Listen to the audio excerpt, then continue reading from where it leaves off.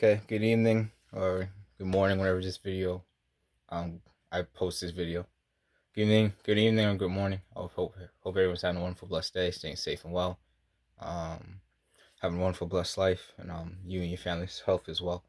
So I'm gonna do two videos talking about the Philadelphia Eagles. Well, three-part video talking about the Philadelphia Eagles. Just kind of give you my thoughts of the team during the preseason, at the end of last season, and then current state the team going in to Monday Night Football game against the Dallas Cowboys. So I apologize to you guys a little bit in between not jobs, I should say, going into work tonight. When I just worked overnight shift last night, going back to overnight shift tonight, so a little tired. So apologies on seems a little not lackadaisical, but tired, Fatigue's the best word. So that being said, guys, apologies. So this video is gonna be talking about how I felt the Eagles at the end of last season. So try to hit a couple points. I got shortened it for I think the Instagram version because it limits how much you could put. So I jot down some notes and I just gotta simplify that for the Instagram version. Facebook and YouTube version, pretty much gonna get my full detailed thoughts on it. Based on what I say in this video. So let's talk about the Eagles last season. So last season, going into the season, I was very confident about the Eagles. Had to finish in 10-6, going into the 7th seed in the NFC. The obviously ended 4-11-1. A lot of that had to do with injuries. We had lost a lot of key players on the offensive, defensive line. Fletcher Cox wasn't healthy all season. Javon Hargrave got injured preseason, so he didn't our preseason early season, so he didn't play really at all during the year. Zach Ertz, Dallas Goedert missed time for injuries last year. Brandon Brooks got injured preseason, so he didn't play all year. Lane Johnson played majority of the season with injury and then shut it down, I want to say midway through the season. So health was a big issue for the team last year. They obviously lost Deshaun Jackson and Alshon Jeffrey. Came into the season late due to an injury. So started off kind of slow. That was a big issue, and to me, the main reason the season didn't go well for the Philadelphia Eagles. One of the main reasons, but I think that was the biggest reason the season didn't go well for the Philadelphia Eagles. So at the end of the last season, which I'm going to talk about again later in this video, Jalen Hurts starts. Looks good for had ups and downs for four games he started. Went 1-3. Now the reason he went 1-3 is because the last game, to me, front office decision. I don't know whose decision it was, but I'm gonna say front office decision. Decided to pull Jalen Hurts. I want to say early in the second half for Nate Sudfield. If not fourth quarter for Nate Sudfield, and pretty much throw the game. In my opinion. For a higher draft pick. Now I'm going to talk about that later on. Before the season, not to backtrack too much, but before the season, the draft, we ended up taking Jalen Reagor, first round pick, Jalen Hurts, Davion Taylor, Kayvon Wallace was just the pick I liked the most in the draft. Jack Driscoll, John Hightower, Shaun Bradley, Quez Watkins, and Prince Tega Wanogho. Probably said that name wrong, so apologies. And Casey Toohill. We ended up letting go Toohill and the linemen. They ended up going to other teams. We kept the rest pretty much, which all played at some point during last year due to injuries. I did know that Jalen Hurts was going to have a negative effect on Carson Wentz. The reason for that is because he got out of the whole Nick Foles issue, wondering if it's his team or not, and then Nick Foles won Super Bowl, so that was always pressure on him. And then you bring in Jalen Hurts with a second round pick. Usually second round pick's not going to sit that long, so I knew that probably affected him negatively going into last season because he felt like maybe there wasn't full trust in him. And then on top of that, the draft last year, I had issues.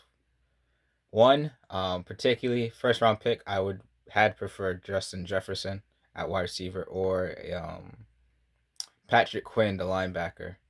And then second round, I thought we still had talent in more position needs, which was linebacker and defensive back. Second round, I would have went Jeremy Chinn or Willie Gay. Reason for that, I think Willie Gay had off the field is just why he kind of slipped in the draft.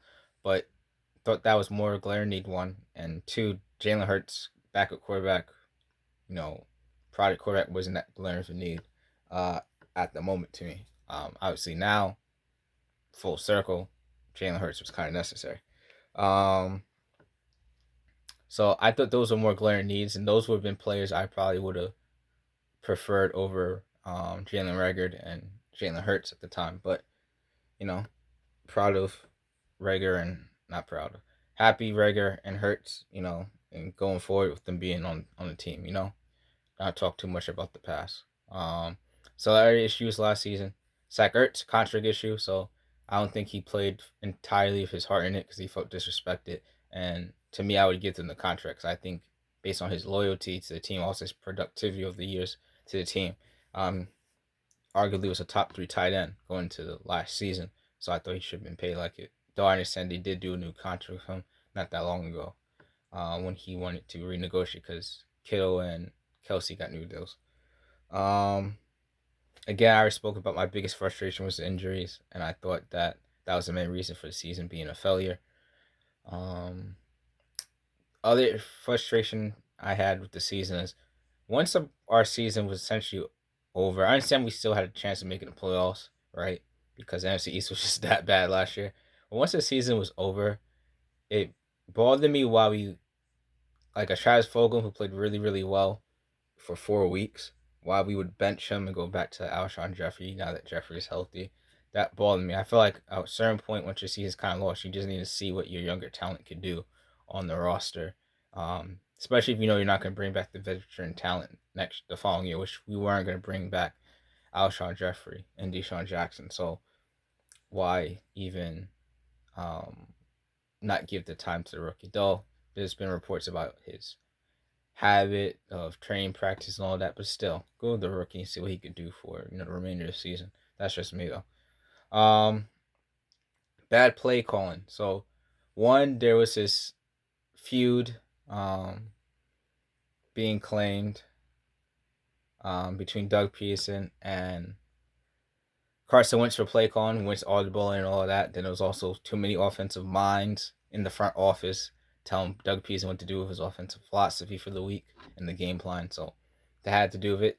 Another frustration. For whatever reason, we would be running the ball well. Last year, Miles Sanders was getting 5.3 yards a carry, and Boston Scott 4.7 yards a carry. Which both your running backs are giving 4+ yards a carry. And very noticeably, he was getting yards. And if for whatever reason we didn't throw 3 straight times and then put ourselves in a situation where we got to punt or turn the ball over or kick a field goal, which to me was mind-boggling because if the running game is working and the quarterback is struggling, why would we not stick with the running game? So that was troubling to me. And then Carson Wentz was just making bad reads and decisions and just throwing the ball into double coverage or just throwing the ball in bad areas, which caused it to get picked off.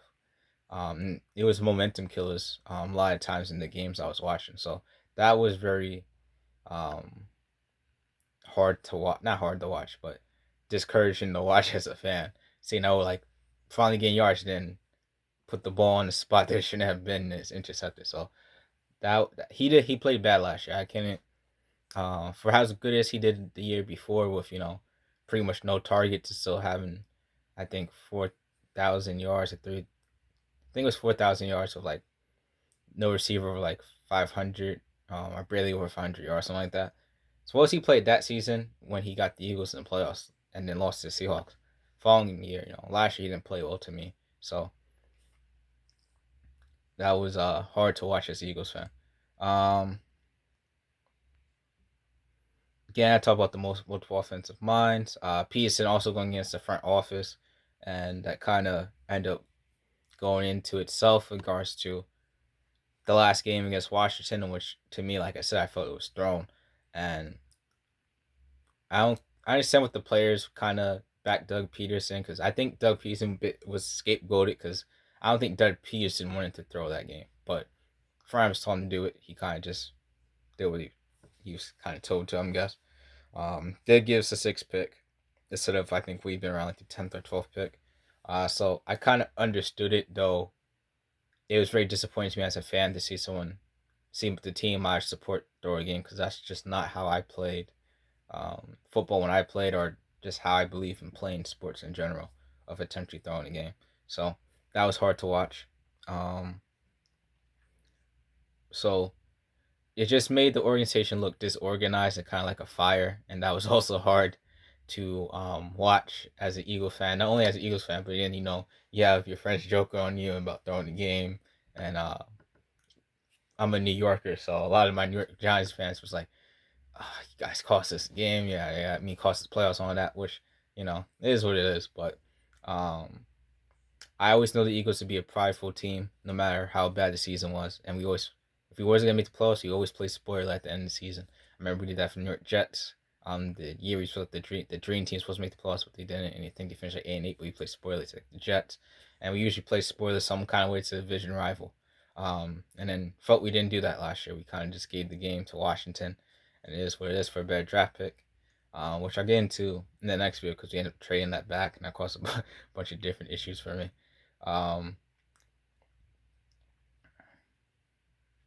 But yeah, I think that's pretty much all my thoughts on the team. If I have anything else, I will post it down in the description. Obviously, Instagram's gonna be more a shorter version, so you're gonna miss some details. But yeah, that's my first thought. At the end of the season, I was kind of in a flux of disappointment with the team and the organization. So, but stay the Eagles fan. So that being said, that's my first thoughts. That's my thoughts to the Eagles at the end of last season. With that being said, hope everyone have a wonderful, blessed, safe, happy, joyful day, weekend, and life. Wish you nothing but the best. Keep doing good in the world, and keep doing good in the world, guys, and peace.